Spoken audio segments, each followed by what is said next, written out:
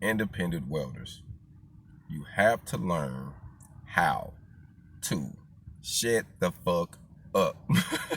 I want to say it just like that. We got to stop talking ourselves into a situation, like telling too much of our business to a client. That way they can use that information and run and get someone else to do the information, get to do the job that you provided all the information for.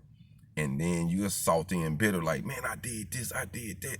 Stop talking so fucking much. You know what I mean? Give them a consultation. Give them a paid service call to come out there and bid their jobs, or you don't bid it. If it's something that you feel it ain't beneficial in your heart, so well, if I go bid on this one, that ain't too far, I'm willing to do this, then that's cool. But if you feel like it's something to say, hey man, I come out there and do this, but I got to charge you blase, and then if you happen to use me to do the job, then X amount of dollars go towards the job. That way you're not using losing any money. And if the job is that important to them, believe me, they don't have no problem with paying for that service call. None. I have done it many a times. But those that act like they got a lot, or they want something for nothing, or they want you to put yourself in a bind for them, don't do it, man. Don't do it, man. So if I can have anything I can say to you,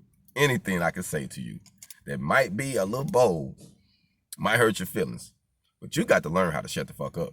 Hog on.